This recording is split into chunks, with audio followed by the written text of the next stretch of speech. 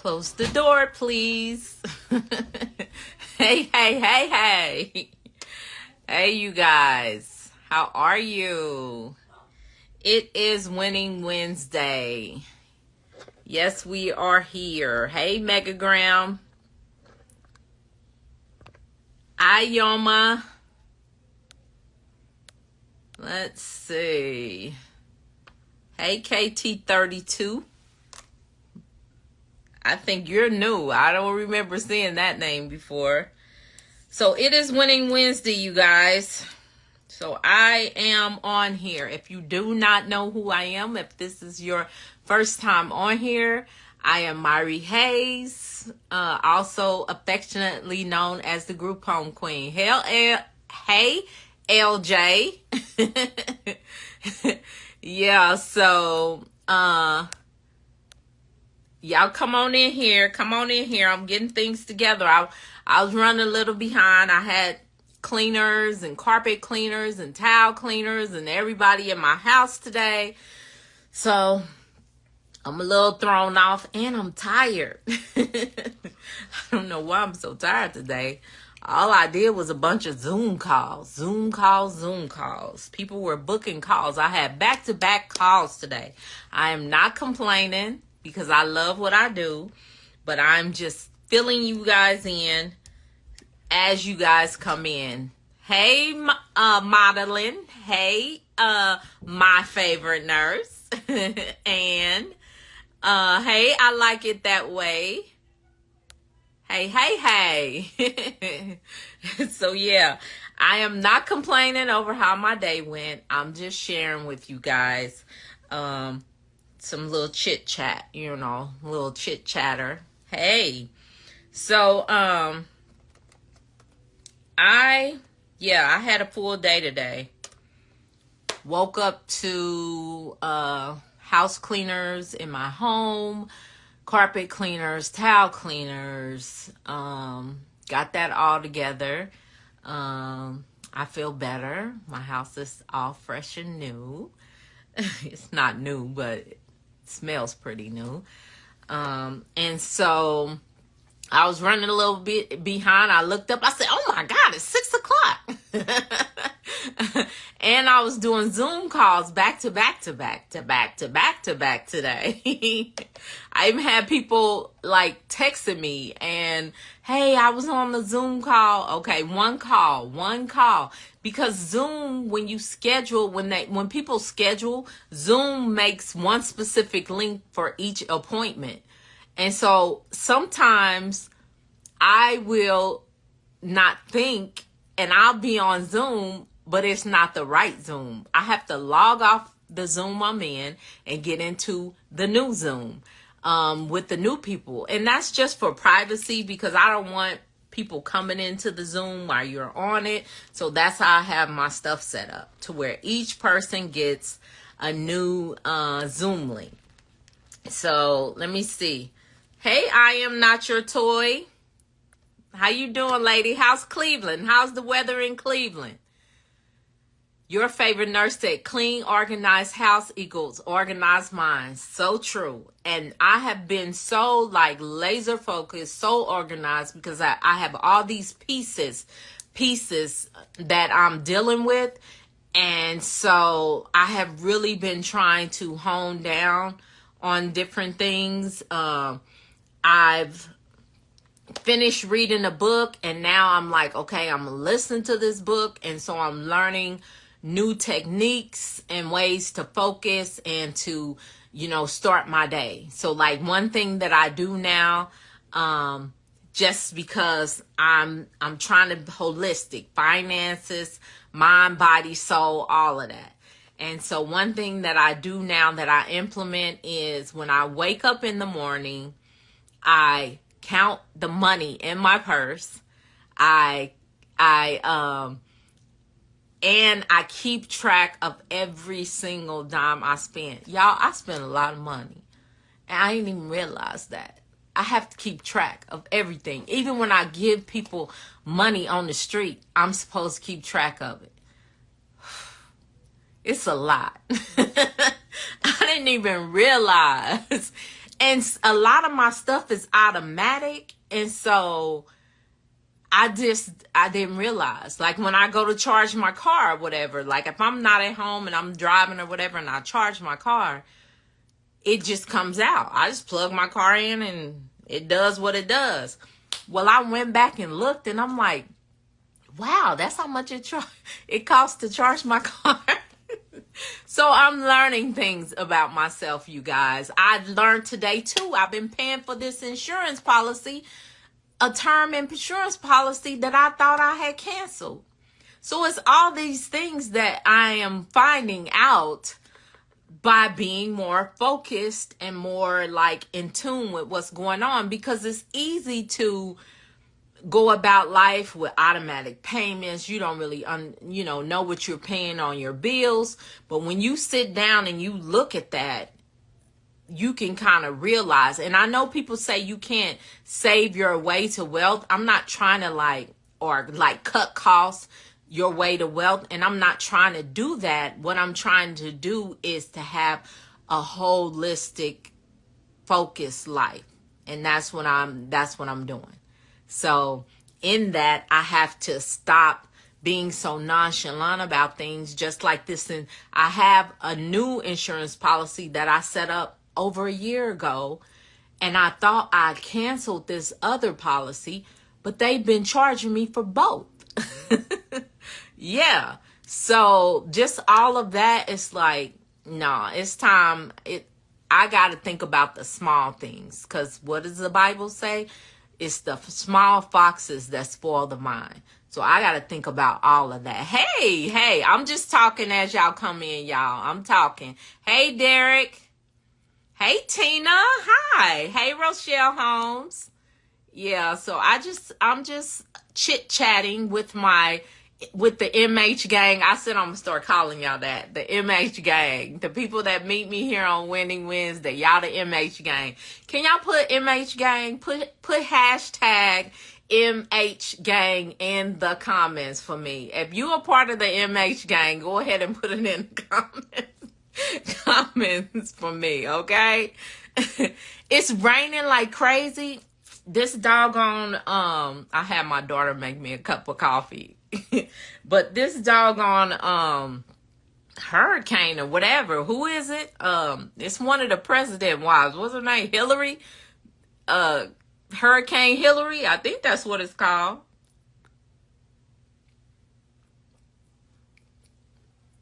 So Hurricane Hillary cutting up all over. It was cloudy in Arizona the last couple of days, but today when I got up, it was sunny again. Because I be telling God, I ain't signed up for this. I'm in Arizona. The sun needs to shine every day. Even though it's hot, I want the sun to shine. Just makes you happier when the sun is shining. Hey, Krista.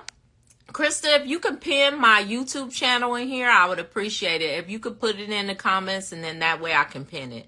Hey, Love Ash Bash. Hey, Noah. Hey, Miss Nixon. All right. Oh, okay. So thank you, Derek. Thank you. Look at Derek thinking about me. Hey, Lena.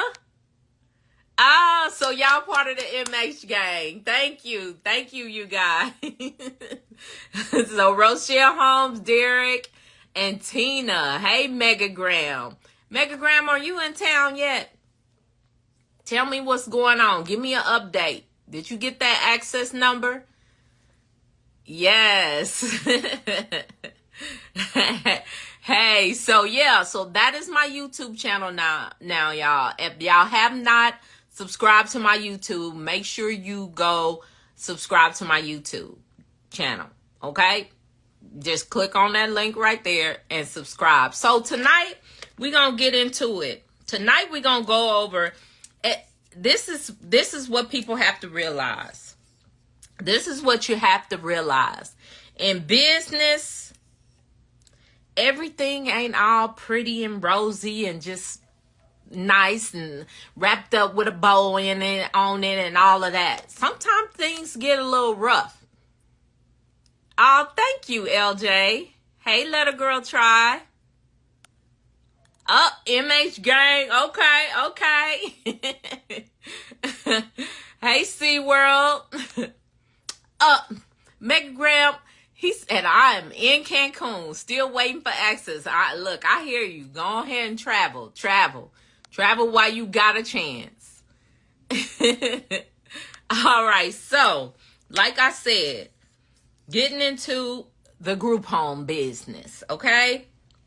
So, things ain't always perfect, pretty, wrapped in a bow. You know what I mean? One of them gift boxes or bags or whatever. It don't work out like that. Okay, so you want things to be in order in your group home. You want for things to be right. Hey, Shanty. So there's things that you have to do in order to be right. Okay? That being said, you gonna need some paperwork. You need to have paperwork when you're running a group home.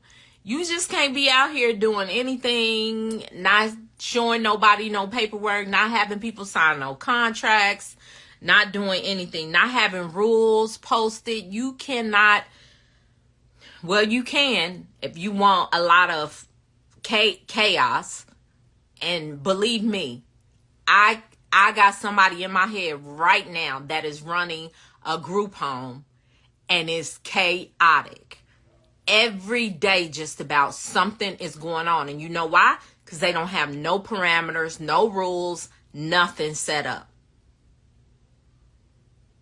Now, you can either have, when people come to my group home, people are like, oh my God, your group home is, people are so calm and cool and collected. But then you look on my walls and there's stuff everywhere. They have snacks timed. They have medication times. They have dinner times. They have rules and regulations posted. They have all of their rights posted. There's all these things that I put in place. So a lot of times people don't even have to ask. And if they do ask, when I used to work in the home, I would point.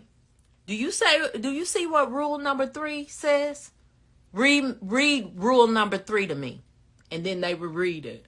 I say, well, that answers your question. So a lot of stuff could be cut out if you have the right paperwork set up in your business.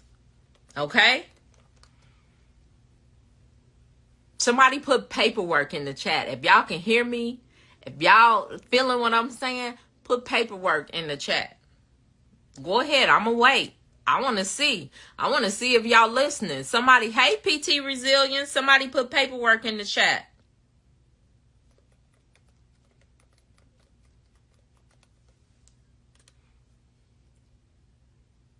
All right, Krista's listening. Krista said paperwork.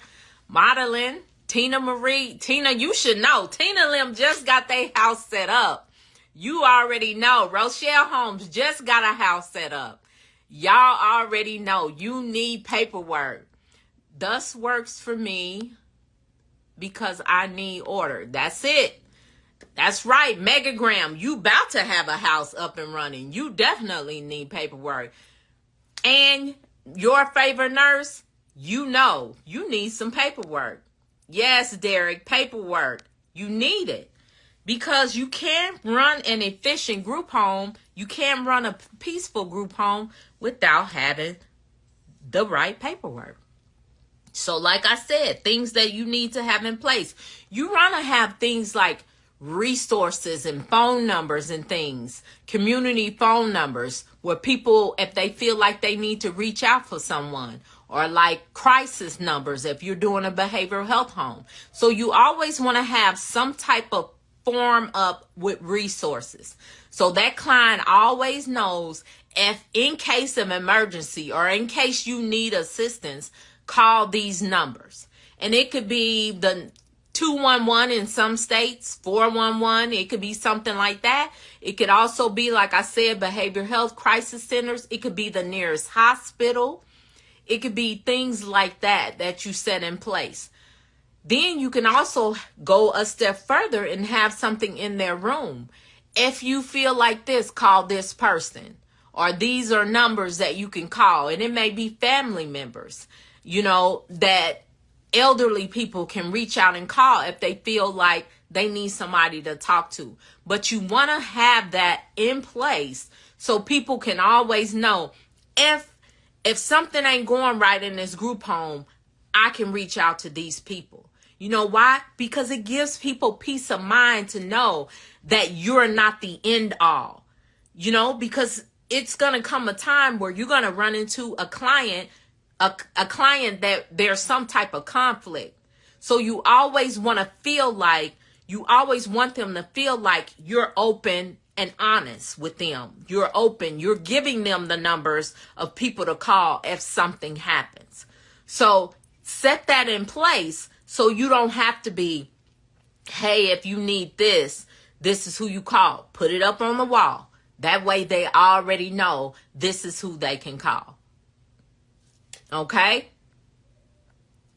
Let me go back. Oh, Miss Mixon says, absolutely. Paperwork in effect. Yes, yes. LJ said paperwork. Hey, G Bonnie. So Derek says, is that something you help with in your mentorship program? Yes, I do. I do help with things like that. I tell you guys, specific things to set up. I also, I think, Rochelle Holmes can attest to this.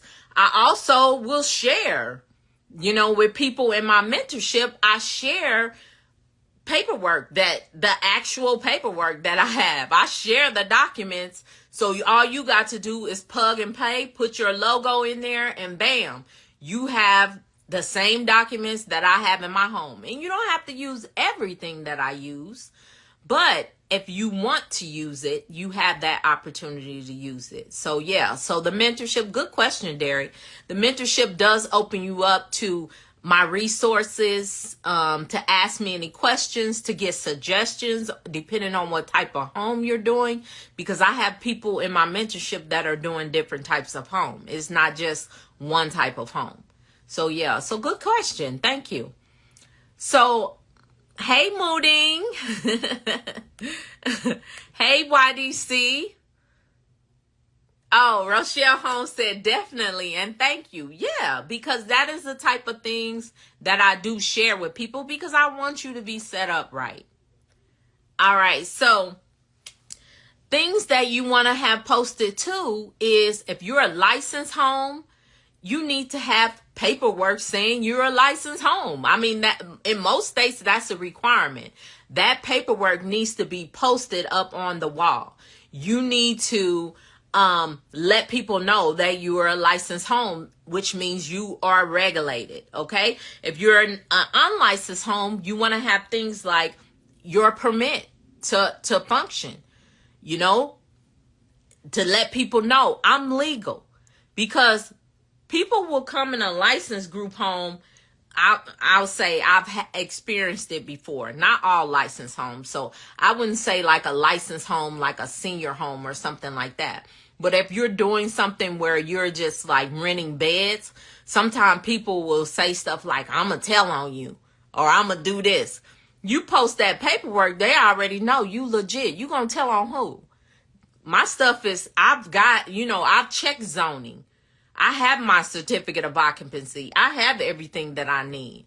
And you post it so they know. Put it in a little, what they call them, those little page protectors, but post it. Okay, so things like that. Let me see. Hey, group home boss. Y'all know my eyes, I gotta focus. Krista said, also you can click the link in her bio and go. Oh, okay. Krista's letting people know. Krista is my assistant, y'all. So she's posting links. She's telling you guys you can go on the bio and book a call. She's telling you different things. So sorry, I'm reading her stuff too. So also things that you want to make sure that you have as far as paperwork. You need to have some type of admission packet. You just can't have people coming into the home and it's all willy-nilly. Like I said, I know somebody experiencing that right now where they have a group home and it's running crazy. Because when they came in, did you sit down and have an admissions packet to have them sign anything to say this is your month to month, or this is, whatever type of lease that you're going to have? Did you have any paperwork to say these are the rules and have them sign off on the rules? Did you have any paperwork to say this is how I want to get paid? This is how my payment should come. Check, cashier's check, credit card, whatever you take. Did you have paperwork to have them sign? These are the type of things that you guys need to have. You need to have some type of admissions packet to tell you what is needed, what is needed and what is required of that tenant. If you don't, how do they know what to expect? How can you get mad when they're not paying you the way? What if they're trying to write you a regular check and you already said it in the paperwork that they signed that they were supposed to do a cashier's check? Then you can go back. That's why I like having people sign stuff. You can refer back and say, do you not remember that you signed this? I did that with somebody. I had to pull a contract on somebody, a vendor that was working for me. But I had the contract. So he said everything he wanted to say. He was pleading his case in this. And I said, okay, I'll listen. And he said, okay, so we're going to do it my way. I'm just ad-libbing because I don't want to tell y'all. And I said, well, no. According to this contract you signed, you're going to do it my way. So you got to let people know you got things to refer back to. That's another thing I do with my clients when they come into the house. They know, even though the state is paying for my services, you have to pay me up to 30% of your income. Now, I do a cap on it. I do a cap at $300. So it's not a lot, but I don't want somebody, because we do an assessment in my home. We do an assessment before they come. We get on Zoom. We go over the rules with them. We get them to say, okay to the rules. We tell them how much they're going to pay. And then when they come to the house, some people have amnesia. Well, guess what? Admission packet. So when they come, we sit them down again and go over basically everything we went over on that Zoom call. Because we don't want me in my house. I don't know how other people run their house, but I don't want confusion in my homes. I want people to know what is expected of them, and I want them to know what we are going to do. Okay? So that's why you have that paperwork, that documentation, and you have them sign it. Now, sometimes in my business, because it's behavioral health, they may have a guardian. That guardian is required to come to the home when they admit and sign that paperwork, because that guardian is my actual client. Not a power of attorney, none of that. Not a payee. The guardian is my client. So understand this. Understand who needs to be signing the paperwork too, okay? So let's see. Let me go back. So Giovanni says, when starting a group home business, what's the best business structure to have? I can't really advise you on that. I listen to my lawyer. I can't give legal advice. All I can tell you is my experience. My businesses were set up as LLCs. We are registered with the IRS as an S Corp. That's just what I did in my business. You're not trying to get me in trouble, Giovanni, because sometimes my lawyer jump on these Zooms. And I'm trying to keep it. I'm trying to do things correctly, decently in order. Hey, Windblow. Hey, Twan. Hey, Eminence. All right. So Derek says, what if they are mentally challenged? It is harder to come up to an understanding. And that's where the guardianship comes in. A lot of people that don't have the mental capacity to sign documents on their own, some of them, now I'm going to tell you, I done had clients that they won't sign due to their mental capacity. They won't sign anything.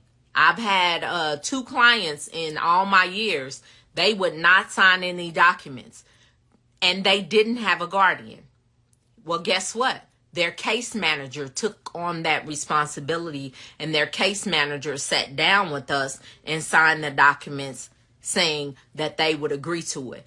And their case manager knew what was expected and what, and what we were going to do. So, good question. Look at that. All right, Derek. Yeah, but a lot of people that are, not mentally able have guardians. And so, like I said, that guardian is my actual client, because anything that guardian tells me to do, I have to do it. Even if it upsets the client, I have to do it because that guardian is my client. That's just how the legal stuff works. All right. Hey, Chantel. Hey, Dimitri. Hey, I am Sasha. Nurse Groves, how you doing, girl? She said, I almost missed it. My people be working, y'all. They be working. Hey, boo-boo. All right. So Derek says, how important is it to have a legal team? A legal team as far as the clients or me? Like for me, how important it is right off the bat. You don't really have to have like a full legal team right off the bat. You should have someone in that capacity that you can turn to if you need advice or if you need to book like a 1-hour call, because lawyers are expensive. I've been I tell you guys all the time, I've been very, very blessed in my business life because I had someone that he was a contractor that worked on a house, and he had a lawyer, and I met the lawyer, and it's like the lawyer has been my mentor, my brother, my my confidant, and he bills us, but he don't bill us like he bill his other clients. He do send me a bill. I tell him, send me a bill every month. So when he does things, legal things, he does bill us, but it's way less, I know, than he normally bills. But I built that type of relationship with him where he'll just email me and say, hey, it's been a while. Do we need to meet? What's going on? I built that relationship with him. So I'm not saying that everybody needs a legal team, but do find somebody that you trust or someone that maybe someone else in business is using. So if you do need legal help, because you can't be out here, especially right now, I'm going to tell y'all, people will sue you over anything. People will freaking sue you over anything if you got a business right now. So be careful. Make sure you build a relationship with somebody that you can say, if I need legal advice, how much would you charge me, to sit down with you for an hour? But I've been blessed. He has actually been a very integral part of my business. And then we also have a lawyer friend that my sister went to church with, and he has sat down with us a couple of times just because we kind of wanted, when it gets in the race, because I'm going to tell you, my lawyer is a white man.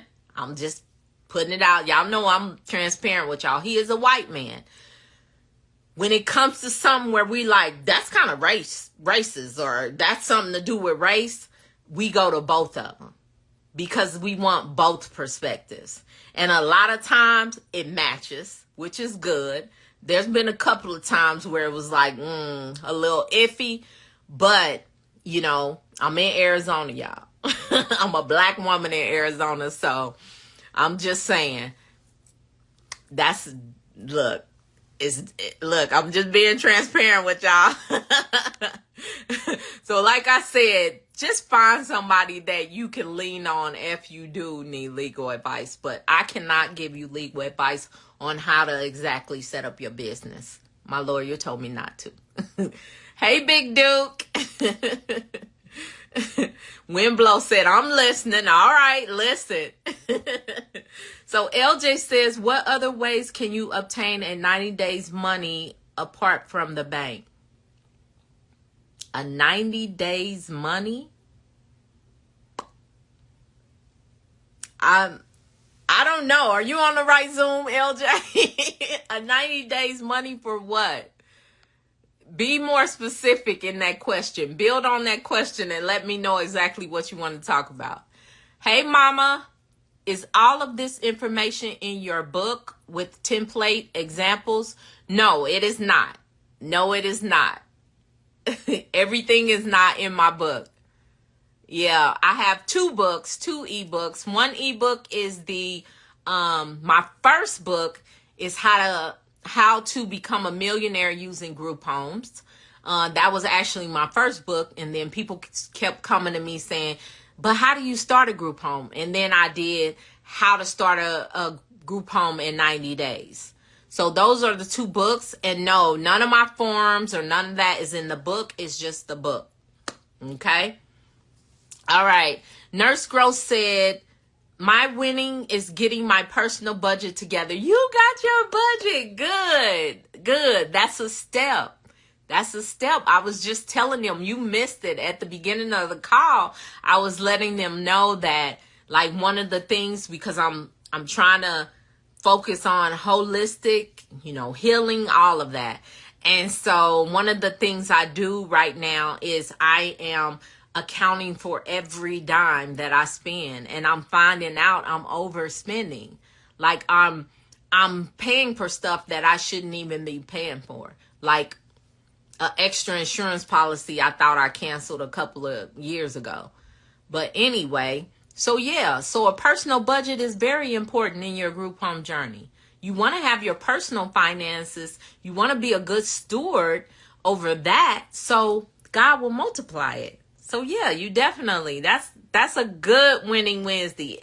If you have wins, it's winning Wednesday. So if you guys got wins, throw them in there and I'll read them all. All right. So, hey, Powerful Expressions. Hey, Katus. Is there any specific type of lawyer to have? You definitely want to be dealing with somebody that deals with business. If you're thinking about doing a business, you may find in some states there might be a lawyer that may be very versed in group homes. I've had multiple, honestly, lawyers. I had lawyers that one of my lawyer friends from Kansas City referred to me because I was going through, I don't know if you guys know, but I have the LLC with the group home. I have the LLC with my consulting business.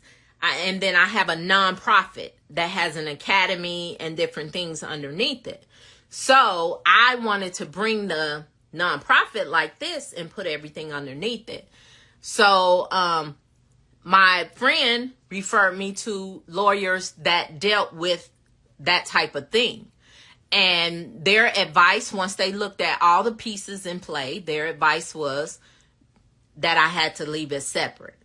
Okay, so in that case, I had to seek another lawyer because the lawyer that I dealt with did not deal with nonprofits. Then also, too, the lawyer here that I deal with all the time, when I was going through a labor dispute, he doesn't specialize in labor disputes, but he found me the best lawyer in Arizona that does. So I was able to give a retainer to him and use him. So he's like my lawyer, mentor, friend, brother, like I said. So if it's something, and he told me from the get-go, if it's something that I am not great in, I'm going to get you somebody else. And that's what he's done. So he stuck to his word. So, yeah. All right. So, Madeline says, what are the best ways to get clients, and how often do you follow up with sending emails to case managers? Best ways is building relationships.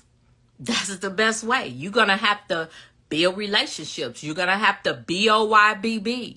Somebody put BOYBB in the comments, okay? BOYBB. Come on, y'all. What does BOYBB mean? I think modeling is a little new. So somebody tell her what BOYBB means. Let me scroll down and see if anybody knows.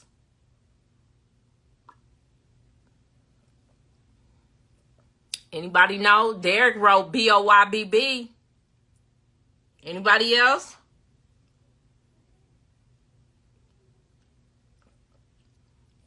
This coffee is so good, y'all. Drinking coffee at 6:43. Thank you, Derek. All right. Thank you, Rochelle Holmes. Thank you, Krista. That's right. BOYBB. Be on your best behavior, okay? You're going to have to be nice. You're going to have to build relationships. You guys, I can never tell y'all how far that has taken me. And to me, it's not me like being fake. That's how I am anyway. I'm just nice to people. But sometimes you have to train people. I've had clients that were not so nice, and I had to tell them, you got to be nice to people. You can't be, talking to people crazy when you go into these agencies.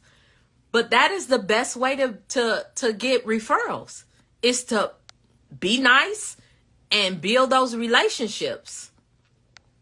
And then you said, and how often do you, myself, I've built so many relationships. I send one email on Mondays. We call it the Monday email. We send it out to all the case managers, and I have a CRM, which tells me who opened it, if they clicked on it, what they clicked on. It tells me all of that. So I'm not saying y'all have to invest in that, because I use it for multiple businesses. But yeah, it's a good thing to have. Or you can keep track yourself. The only thing is, it's not going to tell you what is being receptive. We find that if we use little, what do you call it? Kind of little puns or whatever. Like if there's a hurricane, we'll put something like, don't let Hurricane Hillary get you out of, blow you away, or something like that. And those type of emails go further than us just sending Monday vacancy email. You get what I'm saying? So we have learned that little cute things like that. And we learned that from the CRM, because it tells us if people opened it. Yeah. So those are things that we do. We send out a Monday email. It has every house on it, how many vacancies, even if if we don't have not one bed open, we send that Monday email. And I said this before. I told my employees, if I die on Sunday, you better send that Monday email. That Monday email is a requirement. So, but that's all I really do now, is send that out, because I've built so many relationships. Hey, LaShayla. Hey, Tamika. Hey, Camilla. All these loves. So Mama says, what is the best insurance for your group home? Best insurance as far as, be more specific so I can answer it for you. Yeah, I don't know if you're talking about insurance to put people in the home or insurance for what. So be specific for me, Mama, okay? LJ says, what other ways can you obtain a 90 days expense money apart from the bank, the state of Virginia? Oh, like I know the state of Virginia makes you have 90 days of expenses. I mean, you can borrow it if you got good credit. You can ask for your family to do a crowd fund. You can make a PowerPoint, tell people what you're trying to do. If you got numbers on what you're going to make, Sit down with some friends that got some influence, some money, or maybe some credit. Your old uncle that been working for GM for 30 years. Sit down with him and show him your plan, your strategy. This is what type of home I'm trying to do. This is how much I can bring in. This is what I can pay you back every month. So that's the type of things you got to think out the box when it comes to stuff like that. But crowdfunding is big right now. People just getting together, putting money together. I don't know. You already got the home? You trying to do Virginia? Y'all know that's on my radar right now. Hey, 11-1. Okay. Hey, Gifty. All right. Krista put the ebooks link in there if anybody's looking for it. Hey, Claudette. Got the BOYBBs here. Hey, Teresa Dixon. Yes, be on your best behavior, y'all. Hey, Trip. Score nerds. All right. Standard Elites Athletics. Hey, Beauty Pre. Hey, Barbecue Man. Hey, Mr. Winston. Let's see. We got any questions down here? I got all these people coming in. So do you have fire and hurricane drills in your group home?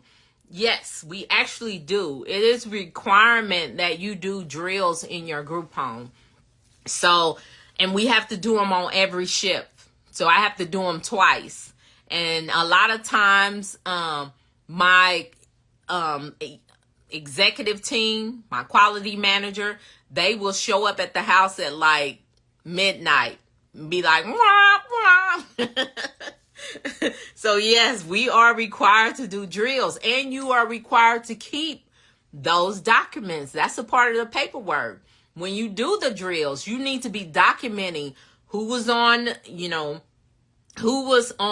shift, the people that were in the house at the time, what happened, how long did it take them to get out. You need to keep track of that, especially if you're a licensed group home. It would be nice if you're unlicensed. So just in case, if regulations change, you're already ahead of the game, So yeah, those are the type of things you do need to do in your group home, and you need to keep records. A lot of times you're supposed to save that paperwork 5 to 7 years, depending on where you're located. So you want to have good, a good filing system set up to keep track of all of that. Get you some binders and then have them filed away in different places. I mean, it's as simple as getting like a crate, and each crate has something different in it. Okay? KT32 says, why did you decide to step away from youth group homes? Whew. Here you go, about to get me to talking about these kids. Watch me start sweating.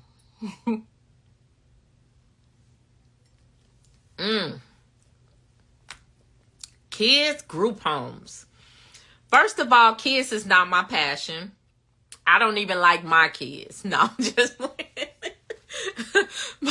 but I'm like, kids is not my passion.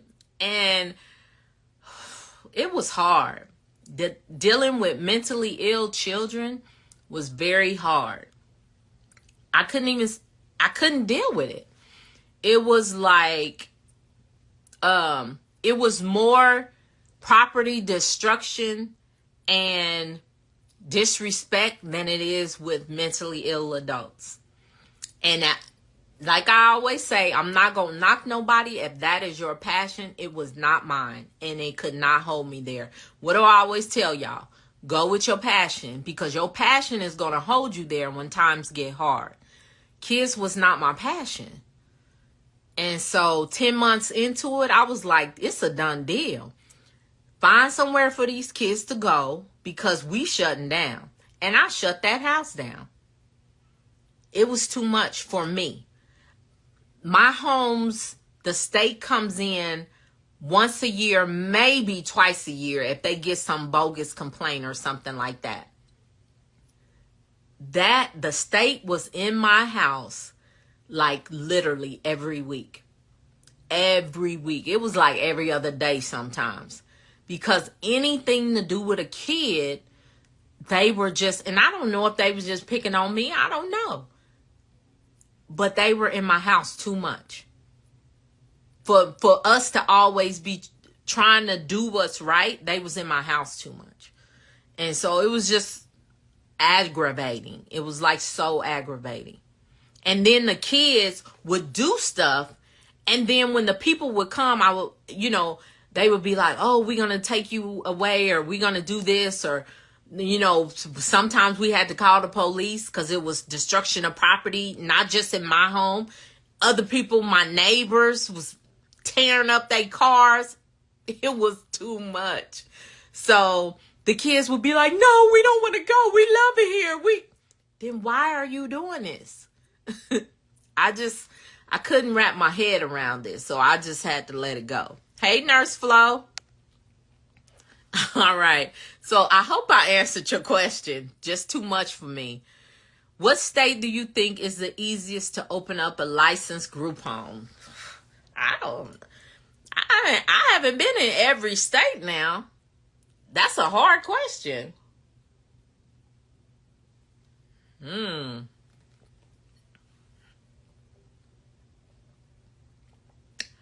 I would say probably Texas. Texas is pretty easy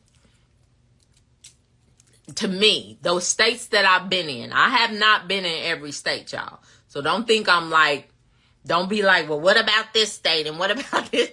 That's how people do me when I say something about a state. They'll start naming off states. Don't do that. In my experience, Texas was the easiest. Okay. Giovanni says, what's the difference of services provided between your LLC and nonprofit? My LLC is my behavioral health group home. That's where I do my residential homes. My nonprofit is educational, training, education. So, that's the differences. Hey, Bakoyo. Hey, Kilolo. Hey, Lolo's Dream. Lolo's Dream, you just opened a home, didn't you? Hey, Jamila. Crystal, what you laughing at? PT Resilience says, do you have a licensed youth group home? No, I do not do youth. 18 and up. 18 and up, baby. That's it. I am not messing with the kids no more. It is not for me. You have to know what is for you and what is not. And the only reason why I considered doing a group home for kids is because case managers who have kids was like, oh my God, we hear such great things about you. We would love it if you would do a kids home. Please do a kids home. We have such a big need for kids. And so we were like, oh, we got this. Let's do a kids home. Shouldn't have never did it. Shouldn't have never did it. Don't let people take you out of what you know you good at. That's why I tell people now, like people will be like, do you know how to set up an IOP? Do you know how to do this? There's a lot of things I know how to do. There's a lot of things I probably done did. Will I do it for somebody else? No, because I'm staying in my lane. I do group homes. I'm staying in my lane now. People have taken me out of my lane. I've let people, ooh, pretty things, ooh, shiny. And I've lost money getting out of my lane. So guess where Mari stand? In her lane. All right. Hey, beauty. Oh, my goodness. Nurse Gross says, you and the kids are funny. I need that laugh tonight. Girl, I cannot explain to y'all how much I just, in my heart, when people say kids, I'll be like, oh, I cannot do a kids group home. No, I can't do it. Powerful expression.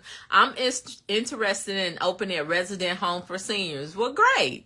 Just make sure you do your research. Make sure you pull your regulations in your state. And, of course, make sure you check zoning. Let's see. I am Chris. I'm laughing at you and the kids. Every time that question comes up, I crack up. Like, here she go, about to cut up. Man, it's like every live, Krista, somebody asks me about kids. Like, why you don't do kids? Or why you say you don't do kids? Or I saw on the video that you said you don't do kids. I don't do kids, y'all. Just know that. Hey, Freeland sister. All right, y'all ain't got no questions? Y'all want me to pull up some more information, things, paperwork? We on paperwork tonight. Paperwork, things you need to have, things you should have. It was a good question that came up in our Facebook group. Also, if you have not joined our Facebook group, our private Facebook group just hit 5,000 members last week. I think it was last week. I was in Kansas City, and we're very excited about that. But a question came up. I just lost the question. The question came up, do you do a background check on your clients before they come? I do not do a background check on my clients. A lot of time clients come with like a history, like a breakdown. My clients come with like a history. So you can actually read things that they've done. You know, if they've been incarcerated, what they were incarcerated for, or, you know, their medical conditions or things that they've experienced, their different behaviors. It's up to you to read that. We read those files because I want to know. It might be one line in there that says, if you pull out a pencil on this person, they will take it and stab you. What if you didn't read that? You pull out a pencil and you trying to figure out why you got stabbed. That's why you read the history on people.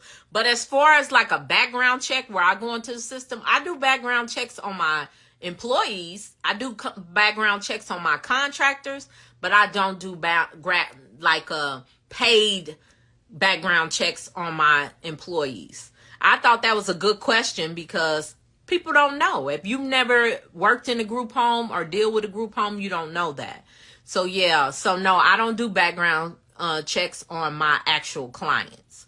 I just read their history and make sure if you get clients that there's some type of paperwork that you require so you can know what's going on. You don't want to just be, you know, you don't just want to accept people just because you're excited about getting a client. You actually want to, even if you accept every client, I'm not saying turn people away. I'm to the point now where I can be a little choosy at who I take and things like that because I have different types of home. So when I'm trying to fill a vacancy, if I know I have someone that is has been to jail for sexual assault, then I'm going to send them to my sexual assault home. I know if this client has a calm personality, I'm going to send them to my calm home. So I can kind of be a little choosy, or I can say this person is out of our league, or this person needs a higher level of care than we can give, and I can turn them down. When you're first getting started, you may not be able to do that. But what you want to do is equip yourself. You don't want to go into things blind.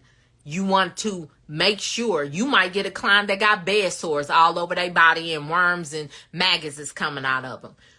Well, if you don't ask the question, or if you don't get any type of history, do you want maggots all over your bed and bed sores or whatever? No.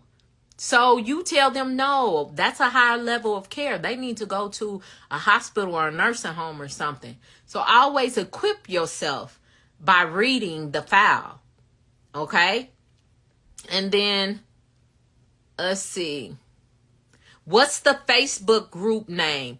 Krista posted the Facebook link. So if y'all look at the comments, the link is in the comments. You can click on that link.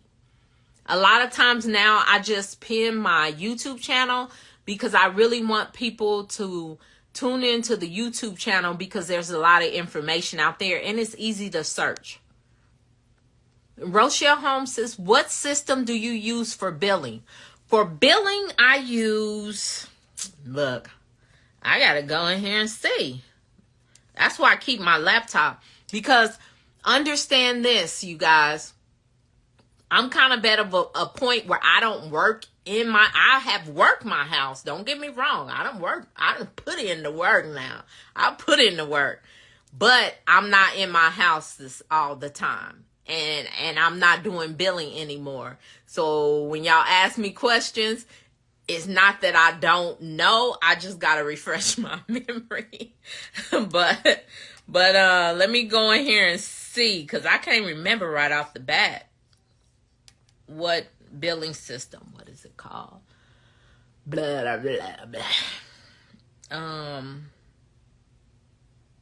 What is that called?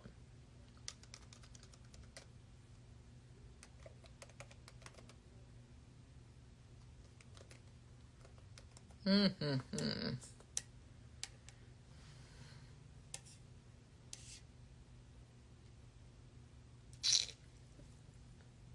cannot remember. Why is my look? It'll tell you how long it's been since I billed, because it's not even coming up in my computer. But guess what? I'm a phone a friend. I'm a phone a friend and ask what's the billing system. No, that's not it. I was about to say. Y'all hold on a second so I can get this question answered, okay? I'm going to phone a friend and find out what the billing system is, if she answers.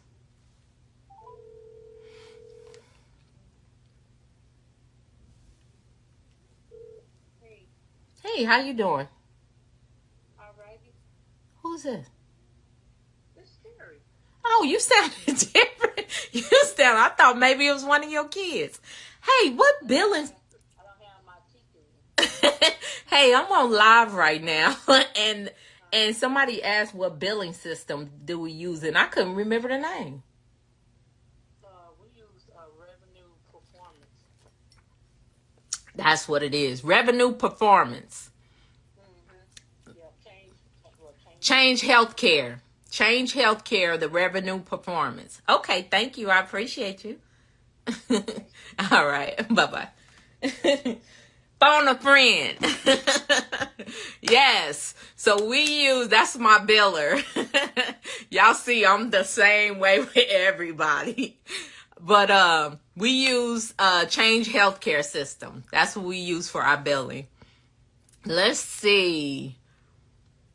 Group Home Millionaires. Oh, yeah. Krista posted the link, you guys, if y'all looking for the Facebook group. So Derek says, how important is the questioning on incident report? It's very important. It is very important to keep track and to get it fresh.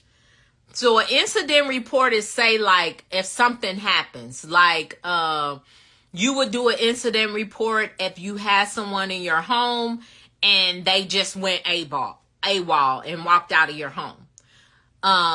You would want to do an incident report. So you're going to you're going to tell specifically what happened. At this time on this day, this person was in their room and they were wearing a white t-shirt and blue jeans. And then all of a sudden they got upset, said this, you want to say what they say in quotations, and they ran out the front door. They proceeded to go north on blah, blah, blah street and disappeared, turning left on whatever street.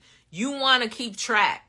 You want to have that documentation, because if something happens to that person, you want to know that you did everything. And then proceed to, if there's someone you need to contact, like they had a guardian, or if they had a parole officer or a case manager, you want to call them and say, this person left, and then document who you talked to. I called this agency at this time, 5 minutes after the person left, and I told them, I reported to Sandy Joe that this person had left the premises and blah, blah, blah. Everything needs to be documented, because guess what? If it's not documented, it didn't happen. Okay? person just miraculously disappeared out of your home.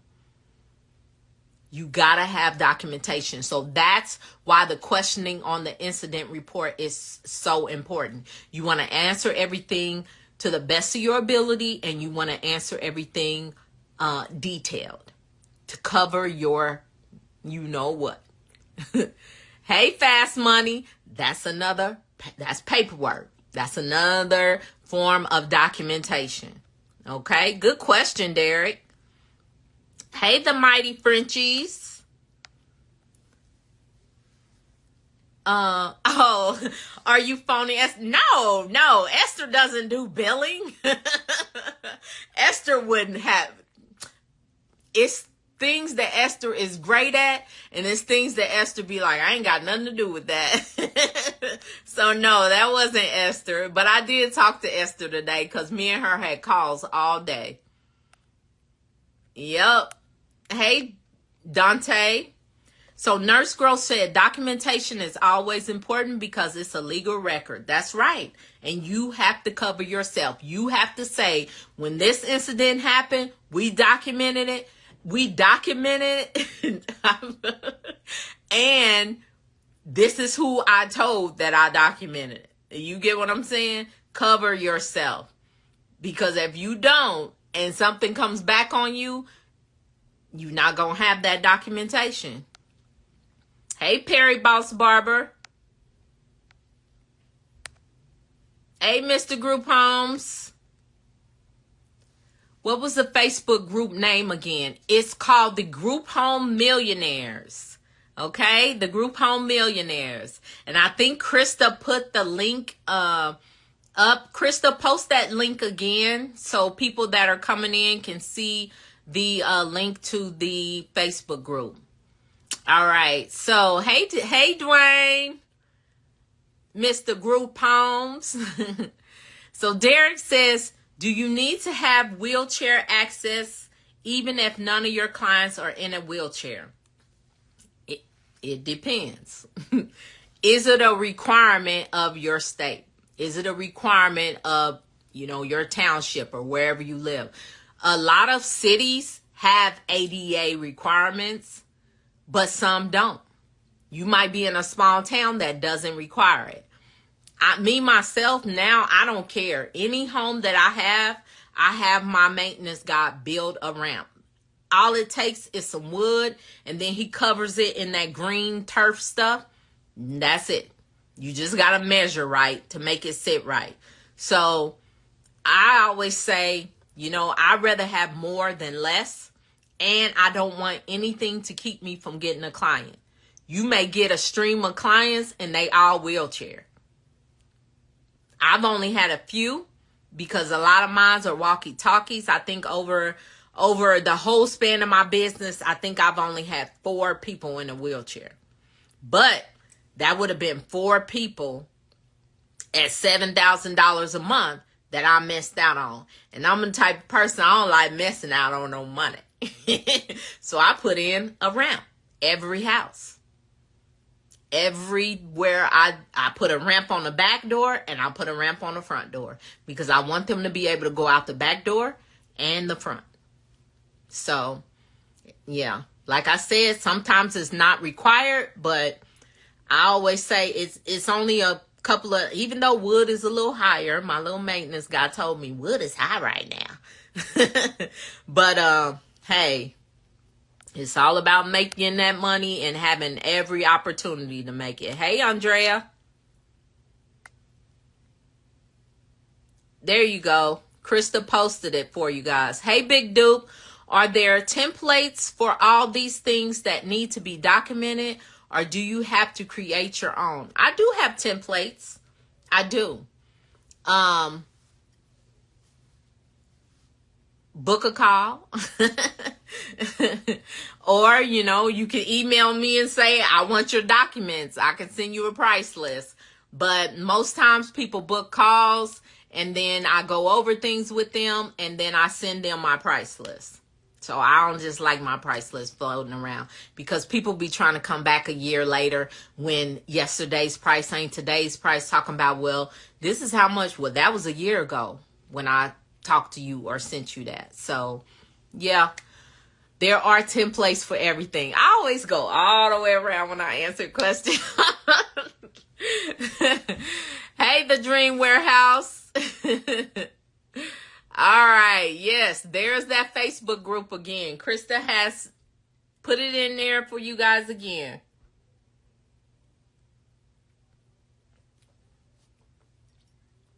All right. So Rochelle Holmes says, do your houses do a daily count on all prescriptions or just controlled substances? We only do a daily count on controlled substances. We have to do that at the change of every shift. Controlled substances are locked away separate. And then when you're changing shift, you do a passover, you tell anything going on, and then y'all sit there and y'all do a count to make sure that medication. Because what we not going to have is somebody coming down on us because there's some controlled meds missing. So yeah, so we don't count all the meds because with my clients,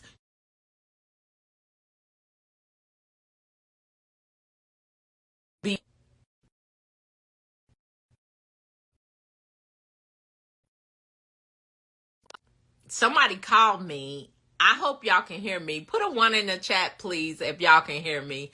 I hope it didn't cut my sound off.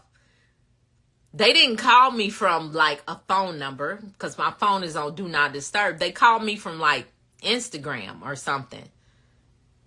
Put a 1 in the chat if y'all can hear me so I can know.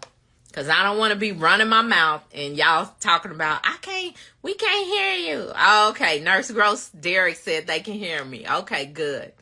All right. So let's see. I hope I answered your question, Rochelle Holmes. Hey, LT Lewis. Oh, you're welcome, Beauty Pre. Big Duke said, I will remember you. Hey, Janine. All right. Okay, so we don't have no more questions in the chat. I'm just gonna go in here and go through. You definitely want to have application for employees. You want to have contracts. If you have any contractors, you do want to have contracts, independent contract agreements. Make sure, don't let people work in your business without having something signed. Even if it's family, y'all, have something signed because you want to cover yourself just in case. And I know some people, they never, no, people do. People do it every day. Trust and believe. Situation change, mind shift changes. Sometimes people, people close to you will start seeing, well, dang, she making this much money and this is what I'm getting paid. People will pull a you know what I mean? Have stuff signed. Make your family members sign a contract. Make them sign do an application because you should have that on file anyway, especially if you're a regulated home. But yeah, if you have a partner, have a partnership agreement. Do that because you want to cover yourself. And it's not to be like, I got this thing. It's to say we respect each other enough to where when we sign this agreement, this is what we're going to abide to. And things might change over the years. You might want to switch up, but have something in writing. Don't just go off of, that's my husband. Your husband might switch up on you. Have something signed. That's my sister. My sister would never. Your sister see them checks coming in, she might. Just to be on the up and up. And tell your family when you bring them in. You know what? This is a business. We want to be in the business mindset. So let's get some contracts down. Let's get something in writing to say what everybody's going to get, what we're going to do. This is how we're going to handle things. Have an operating agreement. Even if, you're the business owner. If there are people functioning within your business that you're making promises to, get it in writing. Get it in writing. All right. Man. Okay, so. Oh, you're welcome. You're welcome, Rochelle Holmes. I'm glad I can answer that question. So LJ says, how do I get human rights policy for the state of Virginia? Human rights policies for the state of Virginia, you need to go to the Virginia regulatory agency. I can't remember if it's Rochelle Holmes, help me out. What is the Virginia, Tina, what's the Virginia regulating agency? I can't remember if it's Department of Health Services. I can't remember right now. So y'all help me out, because they are located in Virginia. Hey, from California. All right now. All right. So I'm gonna wait for them to help me out with that information, because I can't remember.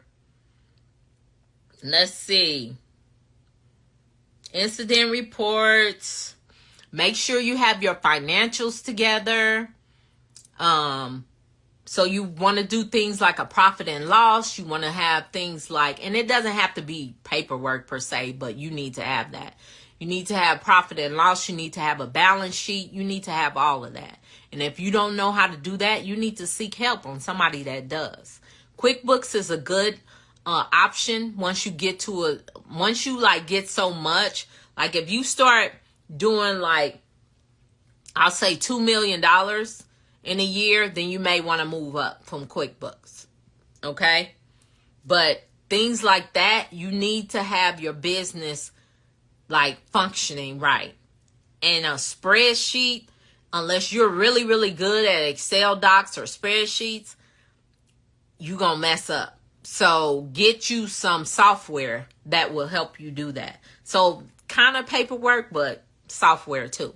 Hey, Mother Trucker. Hey, Tony. All right. So make sure you keep your receipts. Make sure you invoice people and that you keep invoices. Like the rent that I get from my clients, I invoice them and I give them a receipt when they pay rent.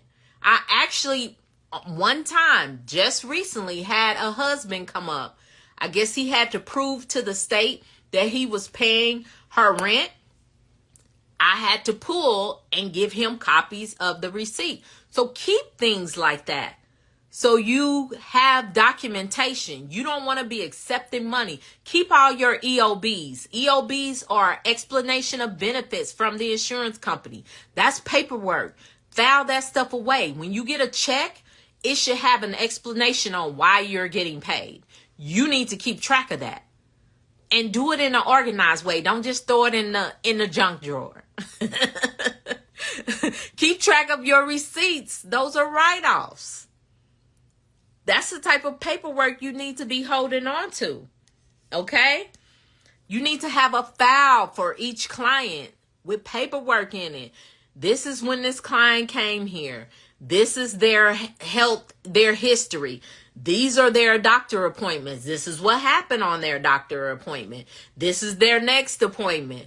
When they go out to an appointment, I have paperwork. I have a document that tells what they're going to the appointment for. It also has like a sheet with all their medications. So when they go in, just in case if something changed, the doctor has their medication list.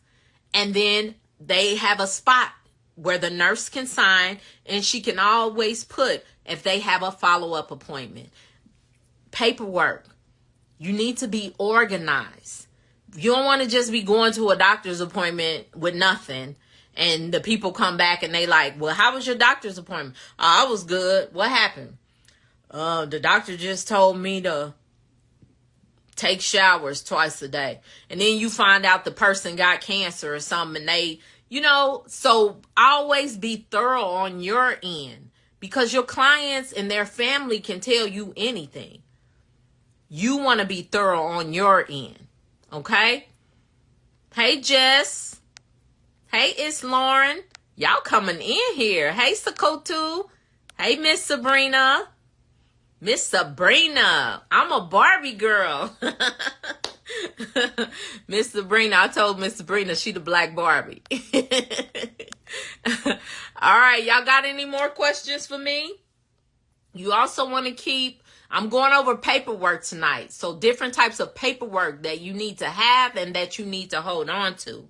So you need to have things like keep track of when you get inspections, if you have any housework done, if you get a permit, things like that you need to hold on to.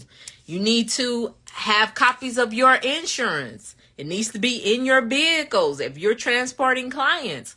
You also need to have a copy of your liability insurance, because if you're running a business in a home, you need to have some liability insurance. What did I tell y'all at the beginning of the call? People will sue you. People out here in these streets is suing. Not to get what they suing for, just to get a settlement. People will sue you for $300,000, and then you be like, well, they'll come and say, well, if you give me $50,000, I'll take it. And then you say, well, no, how about 10? Then they say 10. Then they go to their lawyer. Well, no, we want 40. And then you go, well, what about 12? And then they be like, no. And then you be like, look, last offer, 15. Sold. That's how life is right now. Look. So you gotta have insurance, because insurance, liability insurance and things like that will assist you. If somebody fall in your house or hurt themselves. I had a client, somebody fell down the steps in their house and then tried to blame it on them. Well, came back, the client was intoxicated and they fell. So, but what if they wouldn't have been intoxicated?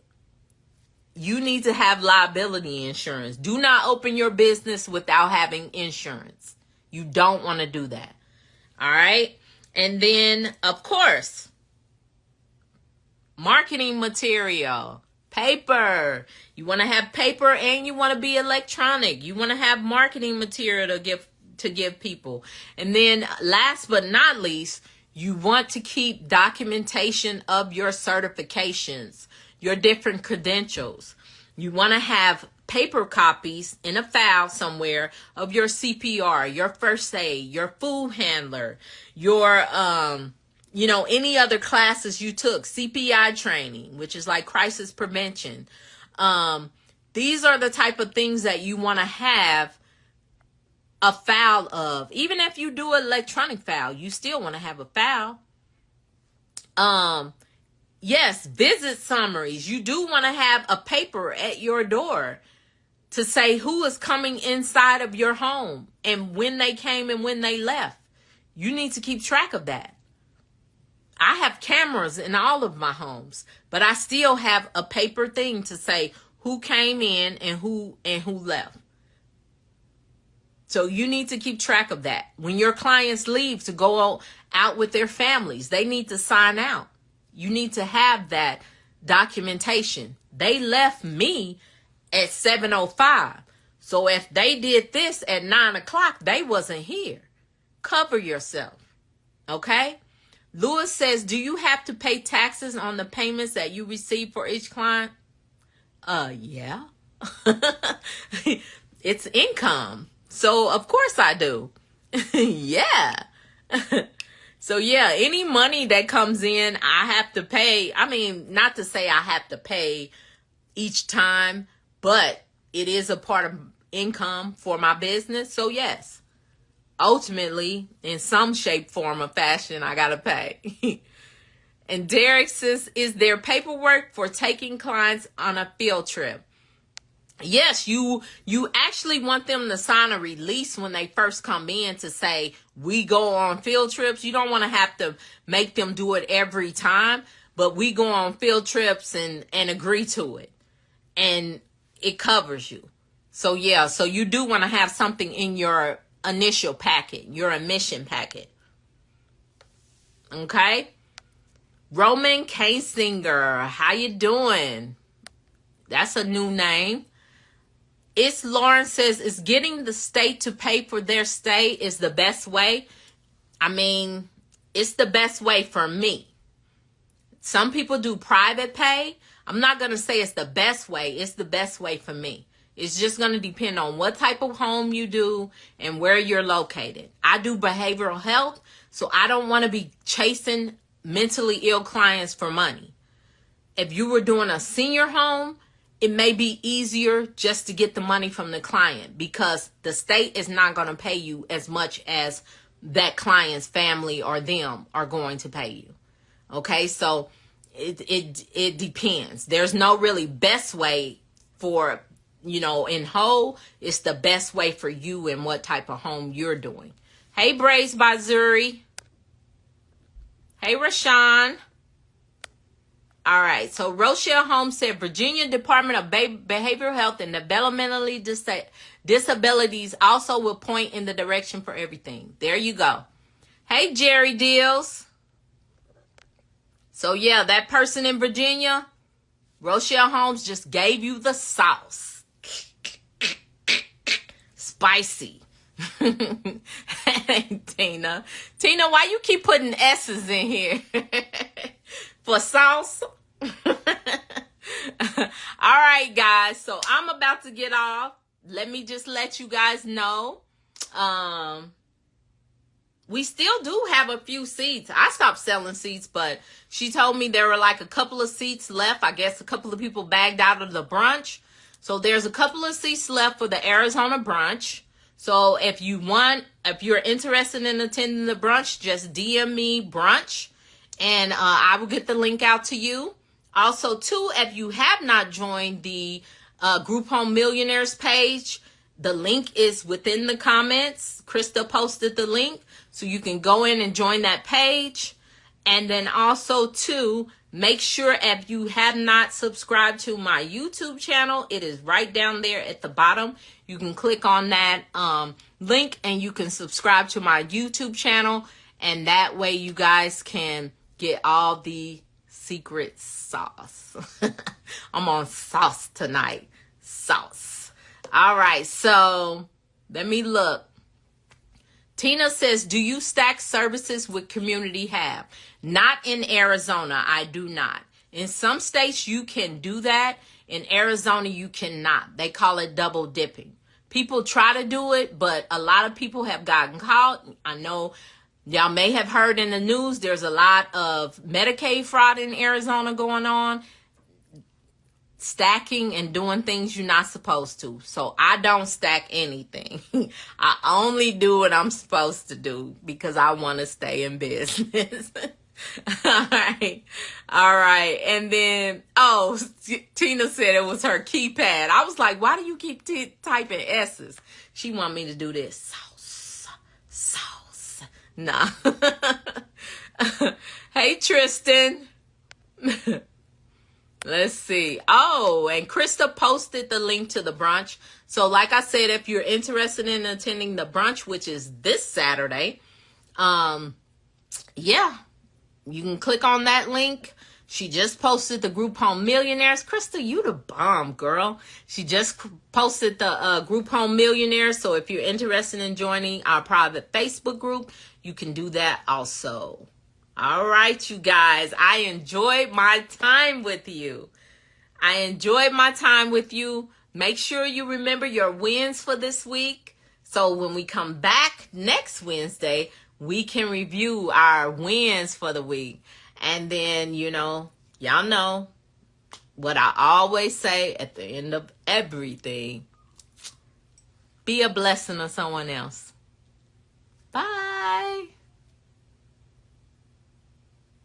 This lady was trying to teach that, so that is good to know. Okay. All right, you guys. Have a good night.